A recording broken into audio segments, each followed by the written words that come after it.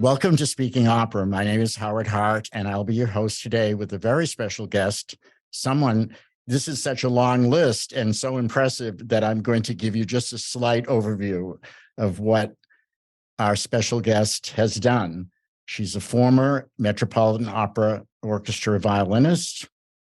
She writes mystery novels based around opera. She is a lecturer with the Wagner Society and other groups. She's a reviewer, a journalist, and a charming woman. So I will now introduce Erica Miner. Welcome, Erica. Thank you, Howard, and you are a charming man. I'm so excited to be here, and I can't wait to tell you all these stories that I've got in my head. It sounds like fun. Can we start at the beginning? Eleanor Roosevelt once said, "The way to begin is to begin." And I have it on my refrigerator to remind me, no procrastination today. So we will begin at the beginning. And could you tell us a bit about your early years as a young musician when you were a young girl? Well, when I was a girl, I actually didn't start playing the violin until I was 9, which is fairly late as far as those things go. But once I started playing, I just kind of took off. My father was my first violin teacher. He wasn't a professional violinist. He taught me everything he knew in about 6 months. And the next thing I knew, he was taking me to a private teacher. And it went on from there. I was lucky enough to grow up in Detroit, which at the time, about 100 years ago, they had a wonderful public school system. And in that system, they had after-school programs. So I was able to take after-school programs in things that they chose for me, like writing, of all things, which, came back later in my life. And I went to a special high school. It was called Cass Technical High School, and it was like a mini college. So kids came from all over the city to downtown Detroit to this grand old building where all of the best teachers in Detroit came to teach whatever the specialty was, whether it be music or art or science or math or even engineering. It was all in that school. And the orchestra there was extraordinary. The conductor was this amazing Russian man who just taught us everything he knew, but with great amounts of love. And so we got to play all of the greatest repertoire that you could imagine in orchestra, from the age of 13 to 17 or something like that. So I was lucky that he kind of took me under his wing, and I became concertmaster of the orchestra. And then he sent me off to Boston, where I got a scholarship to study with Joseph Silverstein, who was the concertmaster of the Boston Symphony at the time. And that was an absolutely life-changing experience. He was the most amazing concertmaster, amazing soloist, and amazing teacher. And I owe him everything. Everything I know about playing the violin, I learned from Joseph Silverstein. And it stayed with me all these years. Even after I left school, he was still teaching me out of the goodness of his heart. So this is something that affected me deeply for the rest of my life. And while I was in Boston, I put down roots. I had my children there. I made ties there. But as it happened, I was married to an opera conductor. So it seemed like my destiny as a violinist was pointing in that direction, as you might say. So do you want me to go on to how I get? Yes, it's very interesting. Well, what happened was I wanted to stay in Boston forever. I loved it there. But he had ambitions of being a big time conductor. So off we went to New York. And while we were in New York, we kind of got our feet wet, as it were, doing opera in places like Harvard and the Bel Canto Opera Company and, small companies. I was lucky enough to play a lot of opera at Harvard that kind of set the tone for what I later was able to use at the Met. A lot of Mozart. We even did Kurt Weill's Johnny Johnson. I mean, I love that work. crazy stuff at the Loeb Theater. So I really got a lot of great experience there. And while we were performing, and he was conducting and I was the concertmaster at Bel Canto Opera, we did Benjamin Britten's The Rape of Lucretia, which, as you may know, has a very small orchestration just string quartet, two pianos, and percussion. So there was a lot of opportunity for me to show off my solo violin playing. As luck would have it, the Met was doing Britten's Death in Venice at the time. And the conductor, Stuart Bedford, had evidently learned that there was some more Britten going on in New York. Now, Stuart Bedford was very special in so many ways, a wonderful conductor, but he also had grown up with Britten. Britten was a family friend when he was a kid, so he knew his Britten very well. And he came to a performance unbeknown to us. And afterwards, he came up and congratulated me and complimented me on my playing, especially this one very tough violin solo. And then he said, well, would you be interested in coming down to the Met and auditioning for Raymond Nevik, the concertmaster? Well, yes, knock me over with a feather, please. I mean, I was absolutely stunned. And of course, there's only one answer. Yes. The rub was that I only had one day to prepare. So how do you prepare for something like that? Kind of, by the skin of your teeth, as it were. I knew I had to practice some Wagner. Obviously, he was going to have me sight read some Wagner. And it was quite a daunting thought, to say the least, of, okay, I have to practice something. I have to choose something. And I whipped out my Wagner excerpt book and flipped through it, and it stopped at the prelude to the third act of Siegfried. So I thought, okay, I'm going to practice that. And I did, and I very nervously went down to the Met the next day and was introduced to Ray, who was absolute, just wonderful, just a gentleman. And I was totally beyond excited and terrified. I mean, I had only seen him from way up in the family circle when he was playing concertmaster, and here I was standing in front of him with my violin. So I played a couple of solo pieces, and then he said, well, how about some sight reading? Predictable. And I said, sure. And what did he put in front of me on the music stand but the prelude to the third act of Siegfried?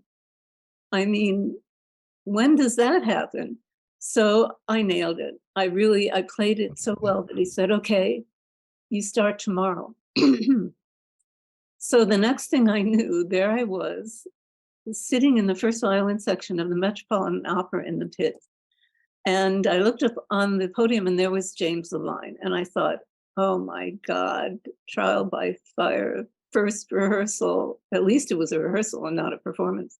But then I looked up on stage and there were John Vickers and Martina Arroyo. And I thought to myself, this is not a trial by fire. This is more like Crash Landing in Paradise. I mean, they were two of the most iconic singers whose recordings I had studied over and over. And it was Verdi's La Forza del Destino, which I'd never even heard, let alone play, except for the overture. So yeah, it was sink or swim. And I managed to swim and I thought, I can do this. And then shortly afterwards, I found out that that season we were going to be doing the entire Ring. That was my trial by fire. And it was a pretty big deal since they had not done a complete Ring since the 1961-62 season, and this was 1975. And Karajan was supposed to conduct it, but he canceled because of illness. So they replaced him with Sixten Ehrling. And for me, it turned out to be a real boon because not only was he a great conductor and very knowledgeable, but he literally taught us the piece note by note, line by line. What a great way for me to learn the Ring the very first time. And plus I got to play with Birgit Nilsson, John Vickers. It was like, again, it was kind of paradise until I found out how long the performances were. I thought 4, 5, 6 hours. Okay, well, I can do this. And everything turned out pretty well. It was tiring, but I was very young then, so it all worked out fine. And I was really happy and excited to be there. And I was there for 21 years. And during those 21 years, I had a number of experiences, so many that I would probably have to write a book about, except that I would have to name names, and there are some names that I would rather not. But in any case, I would say, if you asked me what, I guess, the highlights of my 21 years at the Met, I would start out by saying the 100th anniversary season in 1983-84. That was, everything about it was so thrilling. The thought that I was there at the 100th anniversary of the Metropolitan Opera was overwhelming. And, we had things like Marilyn Horne singing Rinaldo, which was the very first Handel opera the Met ever had done in its first 100 years. And it was also Sam Raimi's debut, and exciting things like that were happening all the time. The highlight of that was the gala performance, the 100th anniversary gala concert. And this was an event to which they invited every singer that had ever sung with the Met in the first 100 years, who was still alive, maybe some who weren't. And a number of them showed up to sing. So many I couldn't begin to count them. All I know is that we started playing at about 1 o'clock on Saturday afternoon. And by Sunday morning at midnight, we were still there. It was a marathon. It was really a test of stamina, but oh, the singing, the things that we got to see, which were wonderful, like Eva Marton starting right off with In Questa Regia, or Kiri Takanawa losing her place in Dove Sono, and live performance. You don't get that anymore. So that was a wonderful event for me. And also Leonard Bernstein conducted Beethoven Leonore No. 3. And I had worked with him at Tanglewood, and also because my then husband was one of his conducting students. So I got to hang out with Lenny outside of the concert hall and got to know him quite well. So to have him come back to the Met and conduct Leonore No. 3 was an absolute joy. And of course, at one part, he actually leapt up off the podium, and, it was great stuff. Yeah. And then we have Beverly Sills' debut, in Rossini's The Siege of Corinth. I mean, that was something that was long awaited and terribly exciting for everybody. And what I remember the most about it is all of the stuff that floated down from the ceiling at the end. It was glittering, and on, the three tenors, to be able to rehearse and perform with Pavarotti and Domingo and Carreras continually over and over. I learned so much from them by watching them and listening to them as artists. So I could go on, but those were some of the highlights of my years at the Met. You brought back a memory for me. I was, when we first met each other, I said, before I knew you, I was with you a lot at the Met, because when I moved to New York in 1976, I used to go between 3 and 5 times a week to the opera. And I calculated, actually, I knew Renata Scotto very well. I was one of the fanboys in the back, I was at all the performances. I calculated I went to 170 performances with Renata Scotto alone. Oh my God. 170. She sang about 215, I think, from the time I moved to New York. That's not counting when I heard her at like Spoleto and Rosenkavalier and so forth, when she sang it later on. But one of my memories was when Carl Böhm came to conduct the Frauenauschatten. Yes, I was there. And I was a youngin' in those days. I was much younger. And I stood through 2 of them. There were no tickets left. In those days, you could get standing room. And I stood. And it's strange, when you really love opera, it went by both. I got into 2 of them. I'd never heard Böhm conduct, and I wanted to hear Rieseneck in the role, and King. Such a great cast. What a need. But you were playing then, right? You would have been. Can I tell you my Carl Böhm story? No, but I want to hear it. Because I was very excited, because I also had grown up on his recordings, and I couldn't believe that I was actually playing for him. And I remember that very first rehearsal when he came in. Of course, he was very elderly.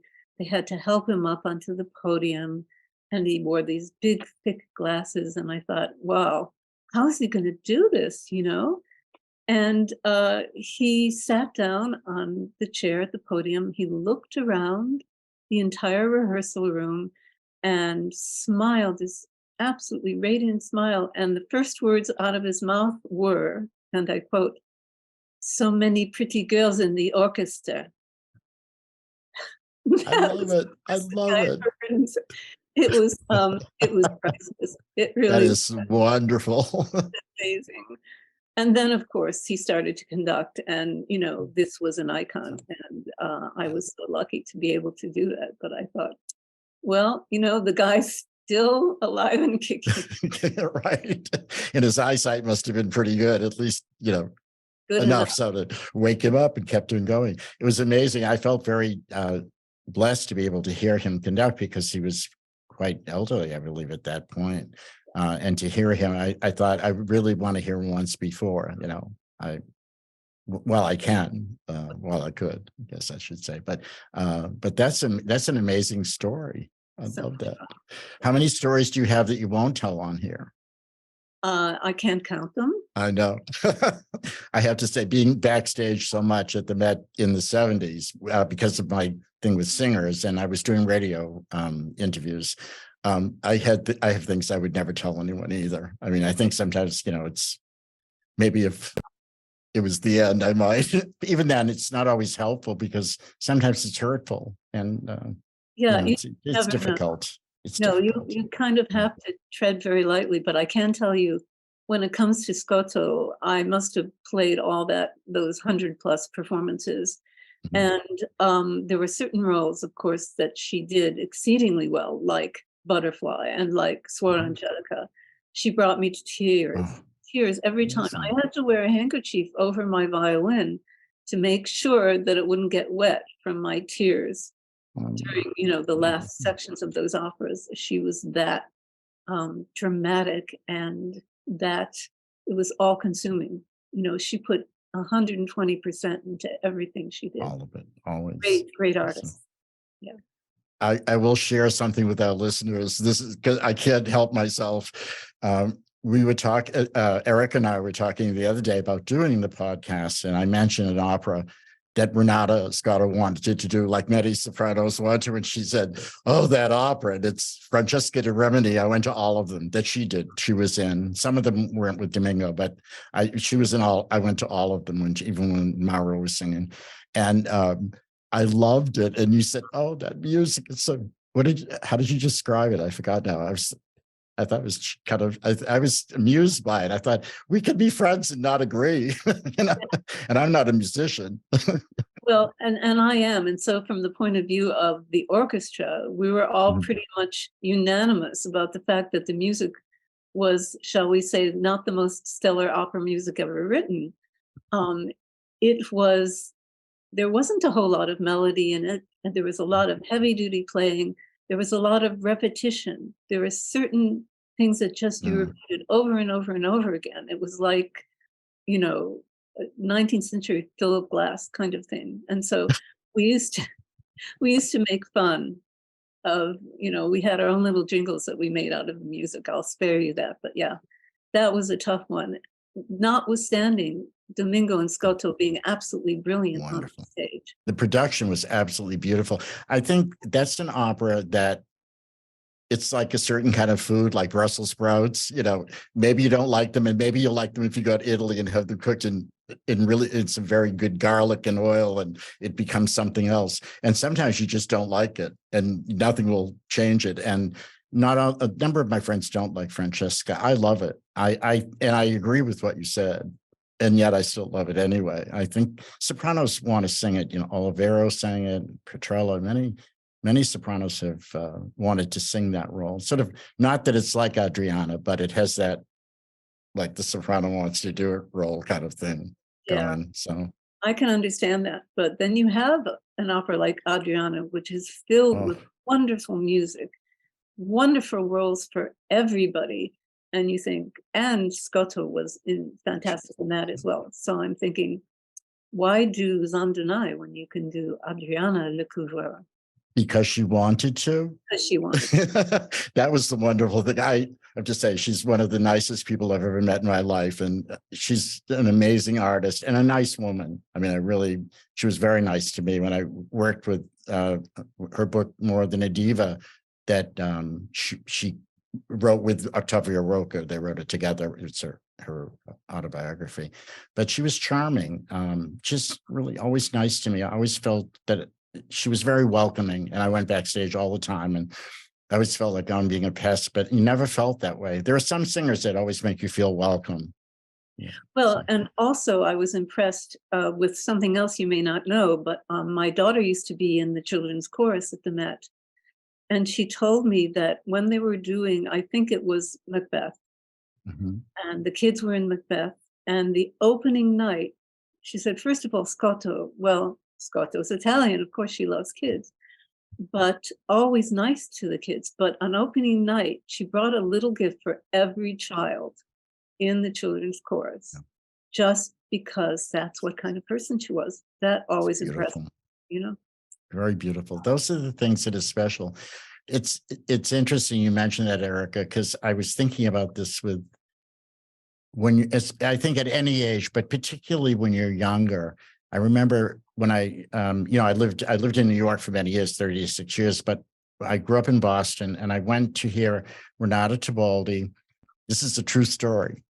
Renata Tebaldi in Traviata, not Traviata, excuse me, as Desdemona in Otello, with Uzanov was the tenor, and it was at this hall in Boston that was not particularly great. Like they called it the Memorial Auditorium, but it was just like this big hall.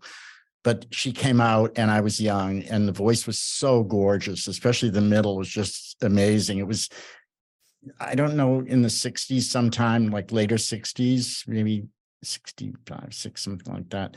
But I went and I had my little grouping of records because I was going to have them sign them. And then I went backstage, and there was no backstage. It was always this weird setup back there because it wasn't like the Met. This is true. It was cold. It was wintry. I went outside and I went, I'm so happy that I saw Renata Tebaldi. She was wonderful. And a limousine pulled up. This is true. And it was her in the limousine. She saw me walking away with the records.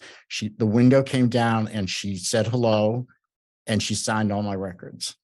Oh my God. She was and I never forgot that. And I thought, this one of many times that actually I've met somebody, how important it is that the musician lets the fan know how much it means to them. I'll never forget it.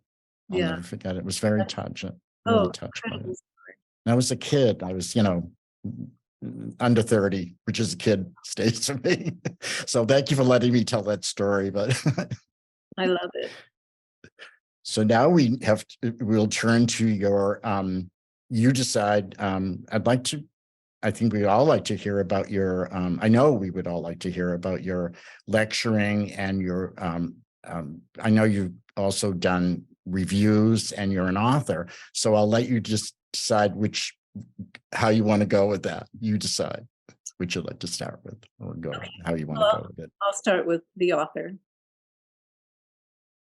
So as I mentioned earlier, when I was growing up, and it was even before I started playing the violin, I was placed in an after-school program for creative writing.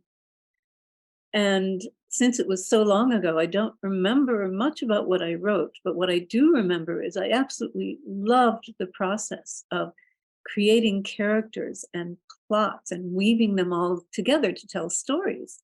So I discovered that I loved telling stories, and I still do. That was when I was about 7 or 8. And then when I was 9, I started playing the violin. And as anyone knows who's ever played the violin, that's kind of all-consuming. Everything else kind of took second place to it. And it was all about the violin from then on. But I always kept writing, even when I was at the Met. Whenever I had a night off that I knew in advance, I would go and take a writing class. And I kept writing all through, which was really important because at the end of my journey with the Met, after 21 years, I knew that I needed a creative outlet. And it seemed obvious that that creative outlet was going to be my writing. In fact, I had already started taking screenwriting courses in New York, even when I was still at the Met. There was a certain opera that inspired me to do that, an opera that I thought would make an incredible screenplay. It's called There.Erica by Massenet. That opera always did something to me indescribable. I don't know exactly what it was, but it evoked something that made me feel things that no other opera could make me feel. And it was also very cinematic. Whenever I would play the opera, and then also I read a number of translations of the original book, it was as if I could see the action kind of rolling in front of me, like as if on a screen. It was really inspiring. It was that opera that made me decide I wanted to learn screenwriting. Of course, I had to write a couple of other screenplays kind of to get my feet wet before I would attack writing something like the screenplay of there. So I wrote a drama, and then I wrote a romantic comedy, and then I thought, you know what? I bet I could write a screenplay about a murder mystery that takes place at the Metropolitan Opera, because there had been so many nefarious things going on. I hadn't mentioned any of those. Would you like me to tell you one? Absolutely. I'm sure I'm not the only one. Speaking of Macbeth, there was the Saturday afternoon broadcast one year where during the intermission, some guy decided to commit suicide by throwing himself off the balcony. I remember that. Yeah, and so well, that was a shocker, although at least he waited until the intermission to do the deed, although it had to have been the longest intermission in Met history because they had some cleanup to do. So that was a shocker to begin with. Then, of course, they always say Macbeth is bad luck. That production of, of Macbeth was something that might want to make more than one person commit suicide. Is that the one that was the one that was Peter, the one with the flying witches and the talking head and all of that? Oh no, that would have been before that. No, this was the one that Peter had Hall, yeah. in the third act that had the nude woman on the stage playing Hecate. Who was the Lady Macbeth? Scotto was Lady Oh, Macbeth. that was Peter Hall's direction. That was the one that had the talking, the head started talking and everyone started laughing. Remember, they had a big talking head up above. They eventually stopped having a talk. They had flying witches and they had a woman. I remember Lorenzo, Renato Scotto's husband, was at the rehearsal. I was there. She came out and she had no top. She was topless, she had lights in her hair. The dancer. I remember that. That was bizarre. Well, very bizarre. More than bizarre, because in the first time we ever did that scene in rehearsal in the pit, no one knew what to expect. And we were all playing away. And then all of a sudden, Ray, who never missed anything, not a beat, not a note, stopped playing. And we thought, what's going on? I mean, this never happens. And he stopped playing and he just turned his head, put the violin down and looked at the stage. And I thought, what's going on? It was this nude, and she really was, except for completely nude, incredible looking, incredible body, gorgeous, but like, everybody was stunned. And so once Ray stopped playing, everybody else stopped playing and people started standing up and looking at the stage. And finally the line said, okay, everybody, just stand up, look at the stage, and then we can keep going. Did they eventually dress her partially? I think they did. They partially. They added a lot of smoke, stuff like that. But and they had electric lights in her hair. I remember, like little light, it was really, Peter Hall was really, that was not a good call, that production. What really got the most laughs were these fairies all dressed like a la Sylphide in the white costumes with that. In the middle of this dramatic, scene, this dramatic act, these ballerinas start flitting onto the stage. Well, that completely broke up the audience. I mean, it was good. And it kind of went from there. But so I'm not surprised that this guy chose Macbeth as the opera in which to commit suicide. But the other one, and I'll go on from there, but the other story that is shocking was in the Metropolis case. Do you remember that? I was there. I'm trying to, what was it? You have to, I think I'm not remembering on that. Well, you might not have seen the opening night. The director, who shall remain nameless, had this poor comprimario tenor singing from atop a 20-foot ladder. So if you picture the Met stage, which is already incredibly high, and a 20-foot ladder on top of that, and the guy had a fear of heights, so it was disaster waiting to happen. So sure enough, on opening night of the run, and we were doing it in English then, he sang his first line, then promptly collapsed and fell to his death in front of the audience. Yeah. But here's the kicker. The line that he sang before he fell was, and I'll quote, "You can only live so long." I mean, only in opera can something Only like in that opera. happen. I mean, it was like, you can't make this stuff up. Incredible. You know, it turned out he died of a heart attack. Poor guy, had a fear of heights. You can only live so long. I mean, it goes on from there. There's opera. There's nothing like it. That Macbeth opening night, the boos, not for the singers. The singers, Milnes was wonderful, and so was Renata. The boos when at the end for the production were like very loud. And the very beginning, they had the flying witches. They took those away too. They had like women on. They were people on brooms flying around, and that kind of went away too. And then they had the head up above that talked. It opened and closed. That was not a good call either. It was very distracting. So some of it they got rid of, but it was not one of their better. I remember though, because again, my daughter was in that opera with the kids chorus. And we had moved to New Jersey at that point. So I was carpooling one of her little friends in the chorus. And after that rehearsal with the nude super on stage, and the kids were all there, you know, it's like, what? So I drove this cute little girl home. This is opera. Opera. And so I dropped off the little girl. She was very sweet. And she ran up to her mom and she said, "Mommy, Mommy, I saw a naked lady on stage." And the mother's thinking, what am I doing sending my child? Really? Yeah, it didn't faze my daughter at all. This is strange. I forgot all about that. I remember when she came out, I was like, I was surprised myself, especially the Met's not done much in the way of nudity. I know City Opera did more, but it's not something that's done often. But that whole production could easily be put in a bonfire. And such a great opera. One of my favorites in that opera. Die hard, literally. So tell us more about the opera mysteries.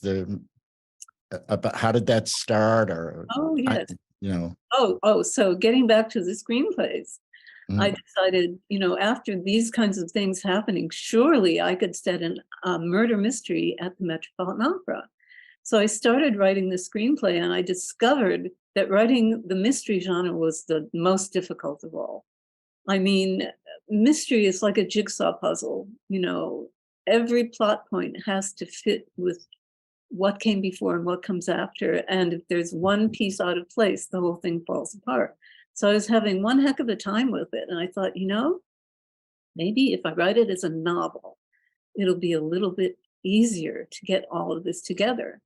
And sure enough, it worked. The next thing I knew, I had pitched it to a publisher. The publisher published the book. And this was kind of a number of years ago, the first version of this series. It was called Murder in the Pit. I love that book.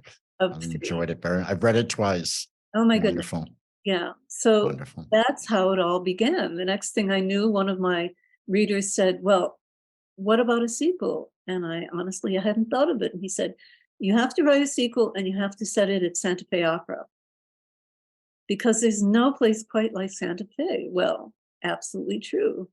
So I thought, that's a great idea. Pitched it to the publisher. She loved the idea. I went to Santa Fe. Luckily, I had a lot of friends there, primarily David Holloway. I don't know if you know him. He had been a neighbor of mine in the same building on the Upper West Side in Manhattan. And we had kept in touch. Our kids were the same age, that kind of thing. And so I emailed him and I said, "David, I'm coming to Santa Fe. Can you help me find my way around the opera?" And he was great. He took me on a tour of the whole Santa Fe Opera campus, the theater. He introduced me to all of the people who ended up being characters in the book. And I got ideas for which operas it should be that are the most murderous. And lo and behold, there was the second book. And then one of my friends from San Francisco Opera happened to be there the summer they were doing the Steve Jobs opera. And he said, well, after you write this one, how about writing the next one at San Francisco? So I thought, that sounds good. So off I went to San Francisco, and he took me all around the opera house, and I got to meet the concertmaster, and she showed me around the orchestras, hangouts, and all this kind of stuff. So it ended up being a 3-book series, except that the pandemic happened. And when the pandemic happened, all bets were off. My publisher was flailing. She couldn't find a way to get that 3rd book into actual print, only digital. And most of my readers like to read print. So I knew that there was something needed to be done. I needed to make a change. And my writing colleagues suggested that I get my rights back and find another publisher. So that's exactly what I did. Now, here in Washington State, they have an organization called Washington Lawyers for the Arts, and they are committed to helping out artists, writers, musicians to deal with whatever legal problems they might have. And they offer a 30-minute free pro bono consult to help you out. So that's exactly what I did. I found one of these wonderful lawyers who consulted with me, told me exactly what I needed to do, how I needed to write to the publisher, how to word the letter so I could get my rights back. And I did, and I pitched a number of other publishers, and one called Level Best Books, which is based on the East Coast, offered me a contract to republish all 3 books with new titles, new covers, updates, enhancements, different plot points, all kinds of changes. And I was definitely up for that. And so I started writing. And the first book in this new series is called Aria for Murder. And it takes place at the Met. Now, the protagonist is the same, a young violinist just starting out, rising star in the pit in the orchestra of the Metropolitan Opera, who has a penchant for attracting trouble. She gets. Do I know who she is? I think you do. She gets into trouble. She gets into more trouble. She manages to get out of trouble. And in the meantime, she's playing these operas that evoke feelings of murder.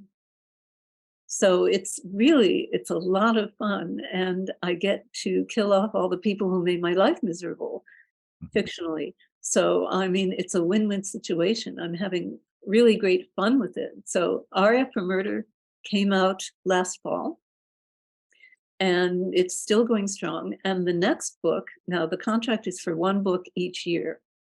So Aria for Murder came out in 22. The next book in the series, the Santa Fe book, is coming out in September of this year. And the San Francisco one is coming out in September of 24. So I have my work cut out for me. I do want to ask you now, Erica, for our listeners, could you tell us what your website is and we will show it on the screen so that people can contact you or find more information about the books? Absolutely. My website is ericaminer.com, ERICAMINER, not the musical miner, the coal miner. After all, I worked in the mines for 21 years. So it's ericaminer.com. And on the homepage, there's a link that you can click on if you want to subscribe to my newsletter. I write a monthly newsletter that I send out to all of my subscribers with all the latest news of what's been going on and what's coming. So that's how you can find out everything there is. Of course, you can order the book on Amazon, on Barnes & Noble, also on my homepage of my website. There are links to other bookstores that have the book, and you can always request your bookstore to order a copy for you. So, okay. And you'll find somebody on your mailing list that just went on there yesterday. Me. I've been Excellent. very remiss. I discovered looking through your website, I went, oh, I need to sign up. So I've signed up yesterday.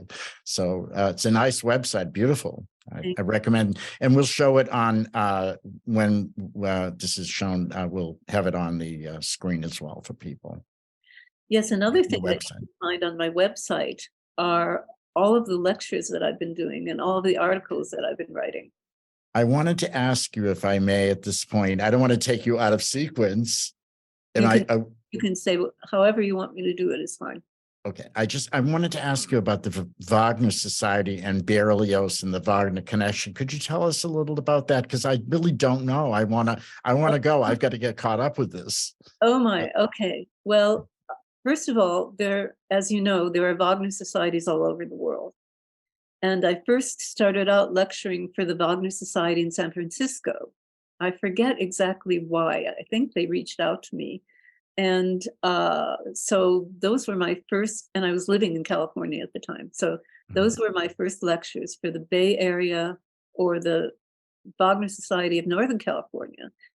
Then the Wagner Society of Southern California had me come up and lecture for them. And they also came down to San Diego. So I did kind of that whole part of the West Coast. Believe it or not, there's no Wagner Society in Seattle. Considering everything they've done with the Ring, I find that incredible. Strange, yeah. Then after that, I actually went out to New York and I lectured for the New York Wagner Society and also the Boston Wagner Society. Mm-hmm. And then in recent years, I've been lecturing, I think first it was the Wagner Society of New South Wales. This is what Zoom allows us to do. So Sydney, Australia, I got to lecture for them virtually, and also for the Triangle Wagner Society, which is North Carolina.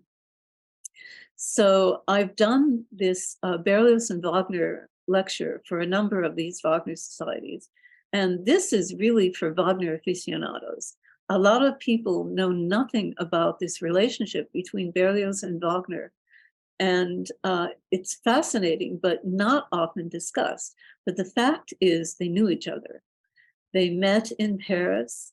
They became associates. They went to each other's rehearsals and performances. They have lengthy correspondences between them, and also between them and Franz Liszt. Franz Liszt was the one who brought Berlioz and Wagner together. It's unlikely that their careers would have come together at all had it not been for the intervention of Liszt, because he believed that they were the two greatest composers of the time. So it's absolutely fascinating to see what Wagner and Berlioz wrote to each other, how they met together. They had dinner together a number of times.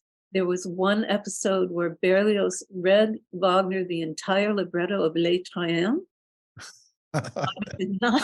He didn't react he didn't react terribly positively to that. So they definitely had their differences and their conflicts as well. So this makes for a really interesting kind of presentation, playing the music that Wagner first heard of Berlioz when he first went to Paris, the impression that it made on him, the influence it had on him.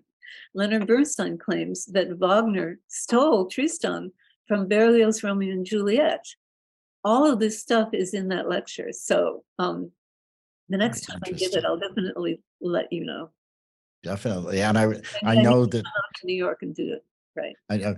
I had planned on, remember we talked a while ago because you were going to come to Boston and that didn't work out because of COVID. Yeah. Right. Am I right? Yeah. Because I planned on going. You were actually coming to Boston, I believe, right? At that point. And then it's very close, actually easy for me to get to. But well, I hope something to look forward to.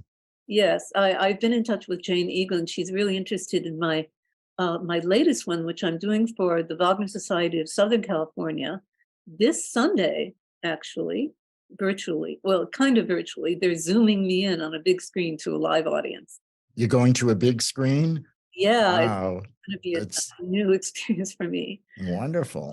But the timing is quite fortuitous because, of course, the Met's new Lohengrin just opened recently. So I'm going to talk a little bit about that. I'm going to, the basic tenet of that entire presentation is the perils of performing Wagner at the Met. What could possibly go wrong? A lot. That's what this lecture is going to be all Heard about. a lot of great Wagner at the Met and a few less than great performances. It's always difficult. I mean, the operas are not easy to cast, and all you need is one or two singers in trouble, and it can be a long evening. I've heard a lot of great Wagner at the Met, though. A lot, much more great than not. In this case, it's a lot of disaster waiting to happen backstage and on stage with swans and all that mechanical stuff that could go wrong. So yeah, this is going to be a fun one. Oh, good. It's good to have fun once in a while. You know, opera, so many people die. I was talking to somebody recently who's just getting into opera, and she's very enthusiastic. And I said, you know, like in Tosca, everybody except the conductor's dead at the end, you know? And she said, oh, I noticed that. But it's kind of nice when people get into opera later sometimes and they go, oh, I really like this music. And I think, just go easy. You decide what you like for yourself. And that's really the way to go, I think, you know, to let people discover for themselves. She loves Puccini and Verdi, which is a good way to start. Yeah, it's a great start. They're all great ways to start. Wagner is not necessarily the ideal way to start, but I do know a number of people who they themselves have started with Wagner and even have started their children with opera with Wagner. Yeah. Sure. You know, and the kids really liked it. I mean, kids, you know, they're just like sponges. They take in everything, you know. So children are very, very different than adults because they just listen to, well, you know better than I because you're a parent, I'm not. But I see it with smaller children, friends of mine who have children. They just listen and they see it and they enjoy it. And it's not the overthinking or maybe the fear. I'm doing, there's a club here and I do the opera club, and I'm doing Who's Afraid of Opera on Saturday, as a matter of fact. Okay. And it's amazing how many people say, I really like opera, but I don't know anything. I said, but you do, because you come here once a month on Saturday and you learn something and we all learn together. And it's interesting how there's still a stigma at this point. It's 2023. Just go with it. And I think this is just my own feelings. I think that opera has been pushed aside. When I was in the 5th grade, we did an English translation of The Magic Flute, the one they did at the Met years ago. And we memorized all, like they told me not to do that, and I did it. I banged the mic. We memorized like the Queen of the Night's aria. Obviously, they didn't have a little girl that sang high Fs, you know, but we memorized a lot of the music and we sang it as a chorus in the 5th grade of The Magic Flute. And now opera is, when I talk to students who are studying music, and they have a good music school where I live, in school, the children study violin and all the various instruments. They never, ever address opera at all, period. It's really like it's non-existent almost, really. Well, it depends where you are. I know in New York, it's a different story. For instance, when we were living in New Jersey and my daughter was still in grade school, I used to go to the school and lecture to the kids about opera. And in fact, I got permission to bring some of them to some of the rehearsals, some of the, and they all went absolutely nuts over it. And they all wrote me letters saying, thank you so much, Ms. Miner, for teaching us about opera. I will keep this with me for the rest of my life. And so that's how you create opera fans of the future, opera audience of the future. Start with the kids. Kids don't have any prejudices. They don't. They just listen it. I was putting on when I was 5 years old. I would visit my grandfather in Malden, Massachusetts, and he knew Geraldine Ferrara a little bit because she was in from Melrose, which is the next door. But he was an amateur violinist. But believe me, you wouldn't have hired him without the screen or with the screen. But he played with heart, but wasn't always on pitch, but he loved music. And at 5 years old, I was playing 78s with the wind-up machine. It was 1950. And I immediately knew, and I think this is why I truly believe exactly what you said, that children can love opera or like it, but they have to get to that place to hear it. I remember putting on Tetrazzini and Caruso, all these 78s, and I'm like, I love this. I was 5 years old. What Yeah. did I know? I liked what it was. I didn't know the stories, but I fell in love with it. And I've never, since I'm five, that's a long time ago when I was 5. I love opera. I love it. I love what you said about the story about going to the school, because it's really where it's at. It's to introduce people to something new. I mean, not Children. everybody can have a mom who listens to the Met Opera radio broadcasts every Saturday the way my mother did. Although, admittedly, I didn't really start loving opera until I married an opera conductor. And then, of course, it was de rigueur to sit every night and listen to recordings and study the librettos, the libretti.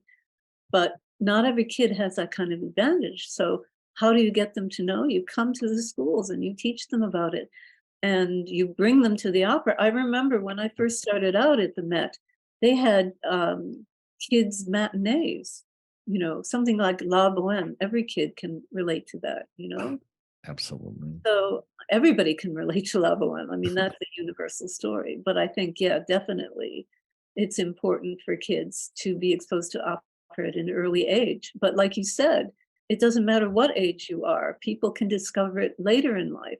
There's something about opera, the emotion that it evokes, that is unlike any other art form. It really goes straight to your gut, straight to your heart, and just stays there.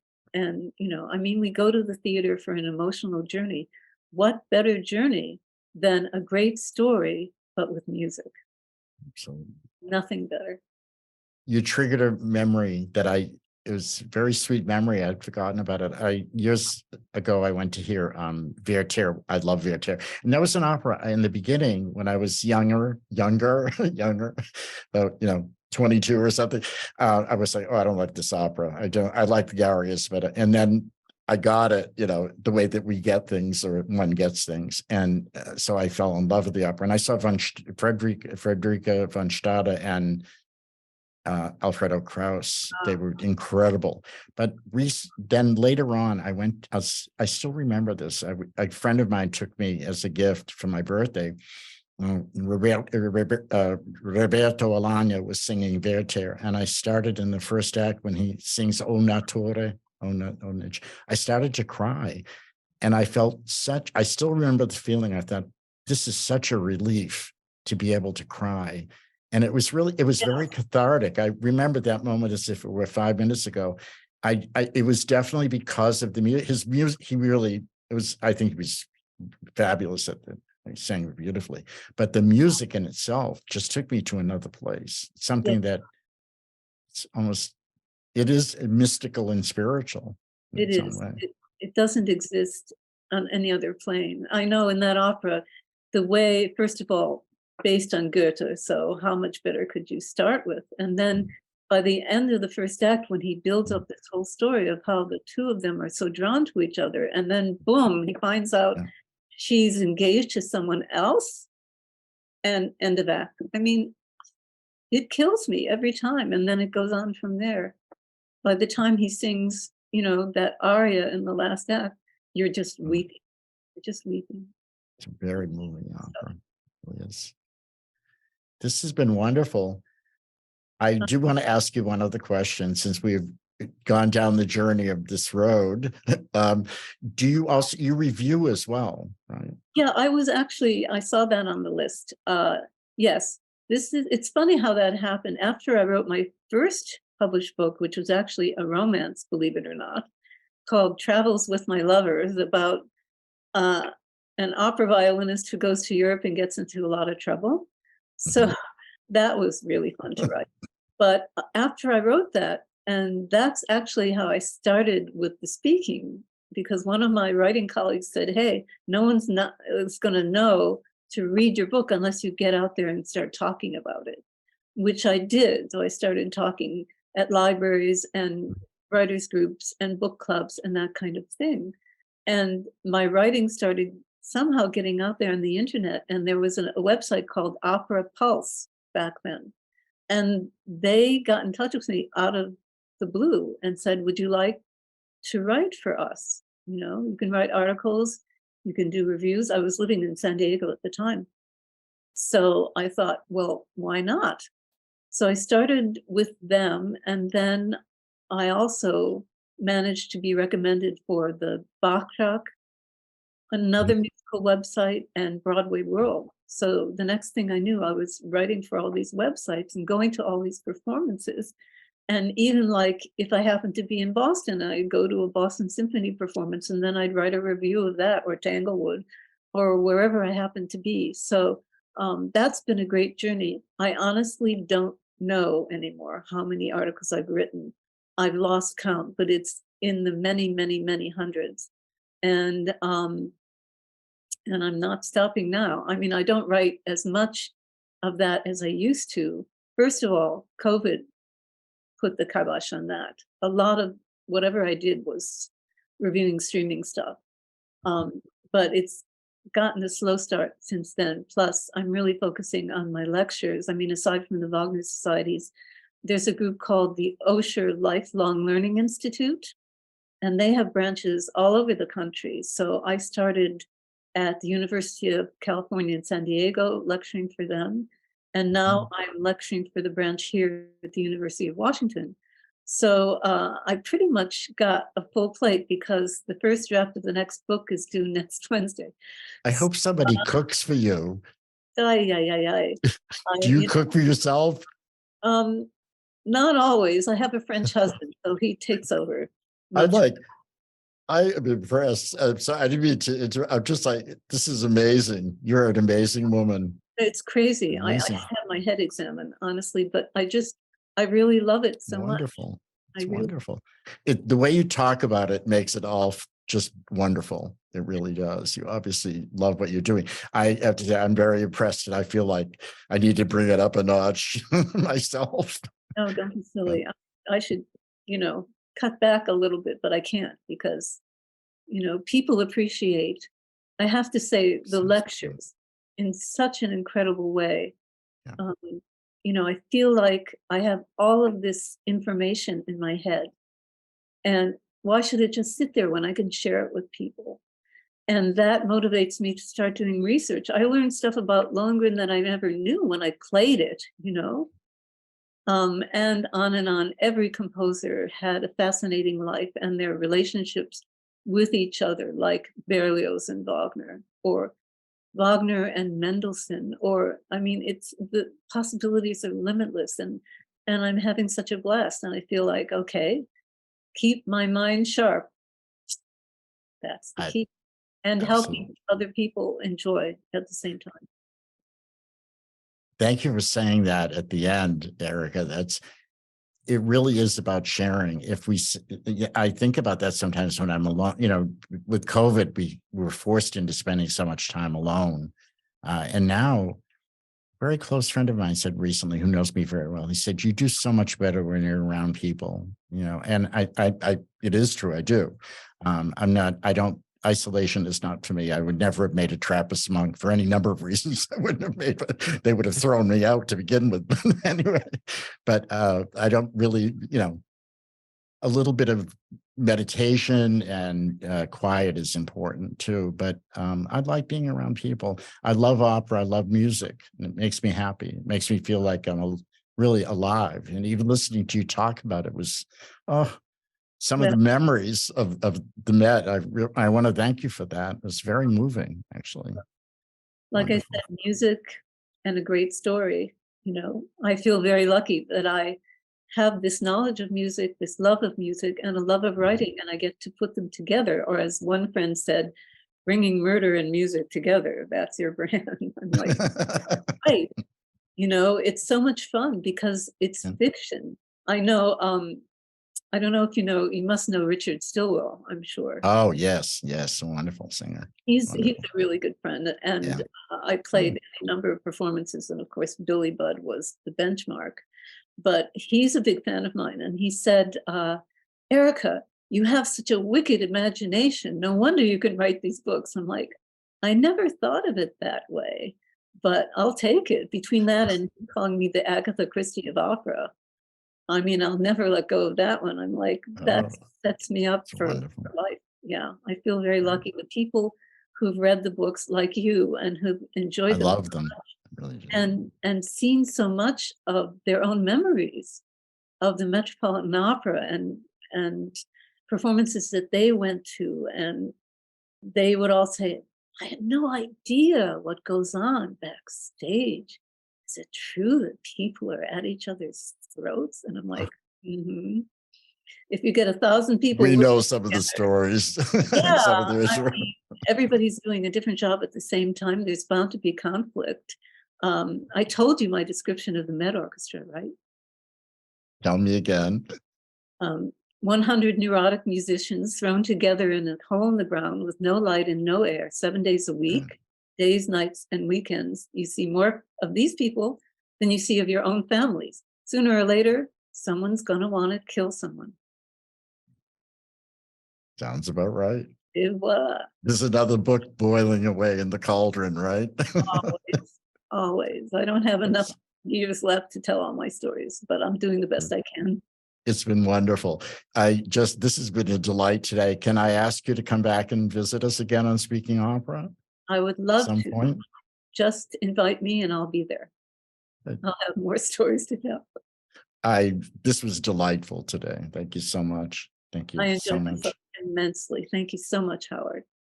I'm glad after it was it 4 years ago or something when we talked the first time. This was meant to be. Sometimes timing is, even with unfortunate things like COVID, timing has changed so much. I was very resistant to Zoom, and I thought I'm not going to be able to do anything because it's hard to get people to come here, and I'm in Boston, so.